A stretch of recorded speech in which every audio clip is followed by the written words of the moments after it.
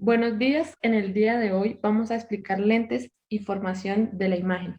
Laboratorio de Oscilaciones y Ondas, Universidad de Pamplona.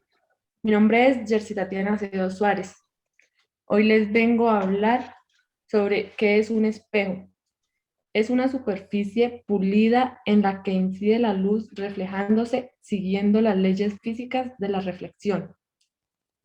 Las características podemos decir que es una superficie de cristal cubierta en su cara posterior por una capa de mercurio o por una plancha de metal en que se refleja la luz y las imágenes de los objetos que hay delante.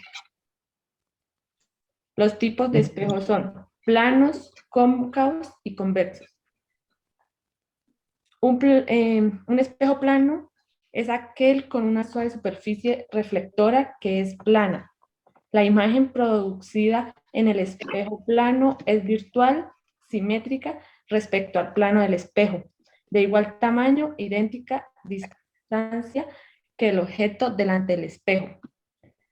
Los cóncavos se realizan por tener su superficie en una forma de paraboloide donde su lado de reflexión se ubica dentro de su cobertura. Y los espejos convexos se caracteriza por tener su parte reflexiva en el exterior, no muestra imágenes reales, porque los rayos de luz emanados por el objeto no se intersectan entre sí, sino que se divergen en rebotar, por lo tanto, las imágenes que reflejan son simples, virtuales.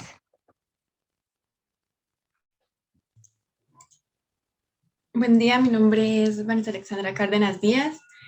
Hoy les vengo a exponer sobre cuáles son los tipos de lentes que existen.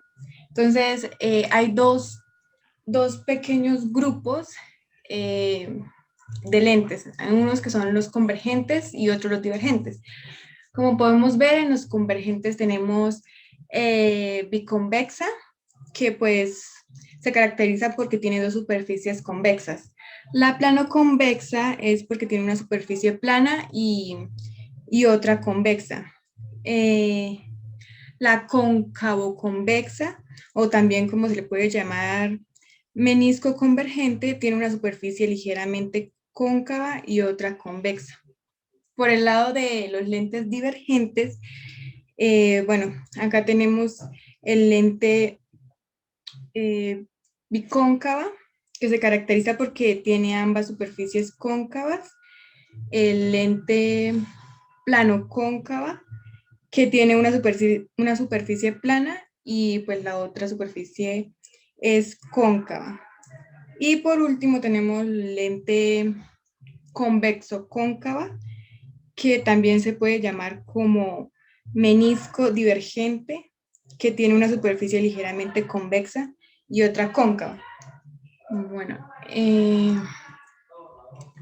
ahora les voy a dar a conocer esto, cuál es el lente convergente y cuál es el divergente. Bueno, entonces empezamos acá con el divergente, que lo tenemos al lado izquierdo. Si miramos por una lente divergente, da la sensación de que los rayos proceden del punto F, ¿sí? Del foco. A este punto se le llama un foco virtual. Y pues por el contrario, el lente divergente, si observamos que el lente tiene una menor distancia focal, y decimos entonces que el lente tiene una mayor potencia que el lente divergente. Buenas, mi nombre es Dani Andrés Borges Guillén. Yo les voy a hablar sobre cuál es la diferencia entre una imagen real y una imagen virtual. Les daré algunas diferencias que hay. Una de ellas es que la imagen real se forma cuando los rayos de la luz después de la reflexión o refracción convergen en un punto antes de un espejo o lente, mientras que las imágenes virtuales se forman cuando los rayos de luz divergen después de la reflexión o refracción. Otra diferencia es que las imágenes reales aparecen en la pantalla, mientras que las imágenes virtuales nunca aparecen en la pantalla. Eh, Como el anterior compañero lo explicaba, los tipos convergentes de lentes se utilizan para producir una imagen real, mientras que una lente divergente se utiliza para la formación de imágenes virtuales. Las imágenes reales están invertidas en la naturaleza, mientras que las imágenes virtuales aparecen erectas. Quinta y última diferencia es que los espejos cóncavos o lentes convexas forman imágenes reales, mientras que los espejos planos, los espejos convexos y el lente cóncava se consideran las superficies formadoras de imágenes virtuales. Y eso es todo. Muchas gracias.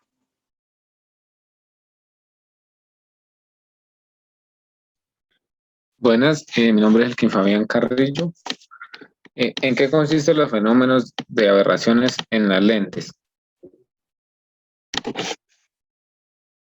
Cuando utilizamos sistemas ópticos reales, es habitual que se produzcan ciertas desviaciones o comportamientos no esperados respecto a los modelos ideales llamados aberraciones ópticas. A esta desviación o son debidas fundamentalmente a que no se cumplen en todo momento las aproximaciones ópticas que hemos hecho en teoría. Este apartado, en este apartado estudiaremos los principales tipos. Las aberraciones del Seidel o monocromáticas. Las aberraciones son las siguientes: aberraciones esféricas, el coma, el astigmatismo, las curvaturas de campo, la distorsión y las aberraciones cromáticas. La esférica se produce cuando los rayos paralelos próximos al eje óptico de un lente esférico o de un espejo esférico se concentran en un punto y los alejados del eje óptico en otro, en lugar de hacerlo todos en el foco. Como en caso ideal, este comportamiento es inevitable y se debe a la propia simetría esférica de las superficies. La aberración esférica: abajo de un lente esférico y arriba un espejo esférico, los rayos alejados del eje óptico convergente a distancia que los acercamos al mismo. Las cáusticas se deben a la formación de cáusticas en el lente. La denominamos discáustica al ser una lente con una superficie refractoria. Coma, es un efecto parecido a la aberración esférica, pero en esta ocasión se produce cuando los rayos procedentes de la fuerte luz no llegan paralelos con el eje óptico, sino oblicuos. Es muy habitual en los telescopios, donde provoca que la imagen de algunas estrellas aparezcan como comas ortográficas, de ahí su nombre. El astigmatismo. El astigmatismo se produce cuando el dispositivo proyecta planos distintos, por ejemplo, el plano vertical y el horizontal, a distintas distancias. Es debido a que el dispositivo en cuestión presenta distintas curvaturas para distintos planos. Curvatura de campo. Sabemos que las lentes proyectan los rayos paralelos idealmente a una distancia de la misma, igual a su distancia focal, si sitúas una pantalla plana a una distancia del eje para proyectar la imagen de los objetos sobre la misma. Y por último, la distorsión. Es el aumento lateral de algunos sistemas ópticos, varía con la distancia del eje óptico, lo cual hace que las distintas partes del objeto formen las distintas partes de su imagen con distintos tamaños.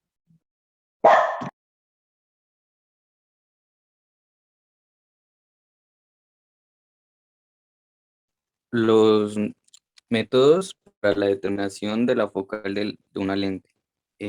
Tenemos diferentes métodos, entre ellos está para la medida de la distancia focal de un lente convergente está el método de Gauss, que si suponemos la lente sumergida en un medio de índices extremos iguales, podemos escribir en optical paraxial la siguiente fórmula donde f' es la distancia focal de la lente y A' son las distancias de la lente al objeto de imagen respectivamente, ya que si la lente es delgada, sus planos principales están confundidos en la propia lente. El método de Gauss para determinar la distancia focal consiste en medir experimentalmente la distancia objeto A y la distancia imagen A' y calcular f' a partir de la expresión pues, que ya les di, como se observa ahí en la imagen.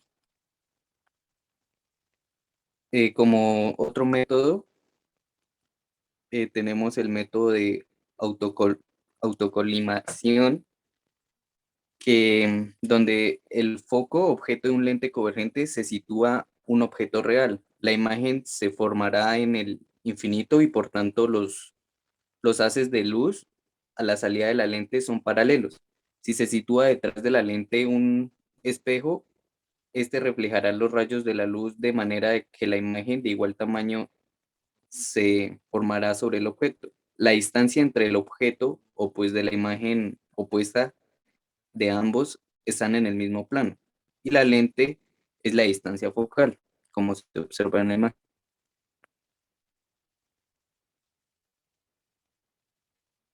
Como otro método tenemos el método de Bessel, donde este procedimiento para calcular la focal de una lente convergente consiste en situar objeto y pantalla fijas a una distancia tal que desplazando la lente entre ellos se obtengan dos imágenes reales.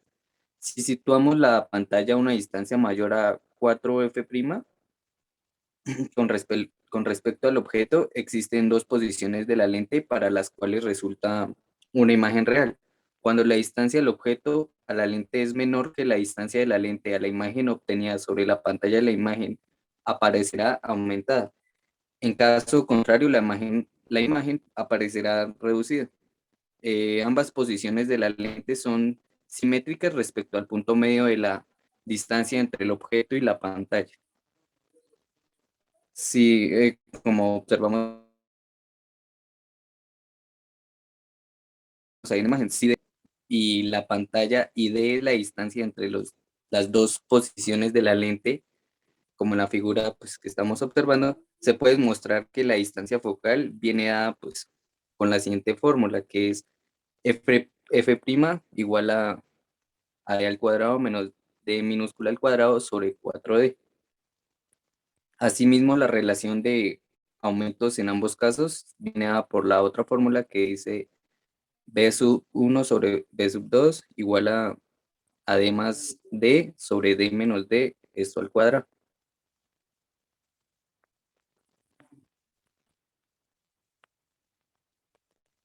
Ahora, para la medida de la distancia focal de un espejo cóncavo.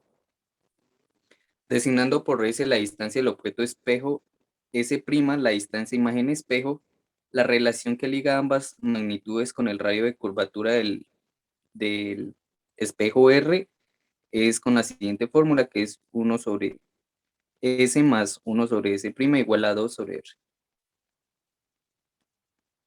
Y la distancia del espejo viene a por F' igual a R sobre 2. De acuerdo pues con la, con la ecuación que les acabo de decir, si situamos un objeto O delante de un espejo cóncavo y a una distancia igual a su radio de curvatura, la imagen O' aparecerá en el mismo lugar que el objeto. O sea, ambos estarán en el centro de curvatura como observamos ahí en la figura.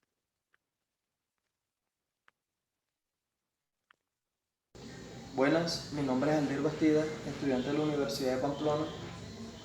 Pertenezco al curso de laboratorios de ondas y hoy vamos a hacer un pequeño experimento sobre simple óptica de lentes convergentes. Pues el laboratorio que estamos estudiando se llama lente de formación de la imagen. Bueno, entonces los materiales que vamos a utilizar es un vaso transparente, agua y lo que va a representar la imagen va a ser una flecha.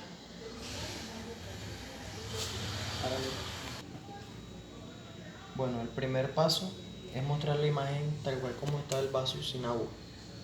Como pueden ver, la flecha sigue apuntando hacia al lado derecho. Al momento de llenar el vaso con agua, mostramos la imagen, pueden ver que la flecha cambia hacia el lado izquierdo.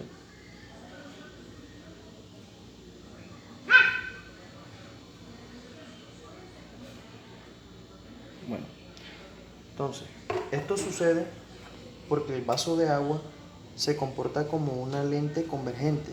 Las lentes convergentes tienen la propiedad de formar imágenes invertidas, así como se lo puedo explicar aquí en una imagen. Entonces, tenemos la flecha y tenemos los lentes.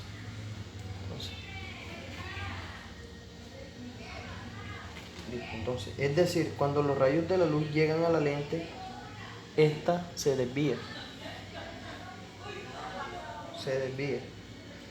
De modo que la imagen que se observa del otro lado es una imagen invertida de la imagen original. Pues aquí la imagen se invierte.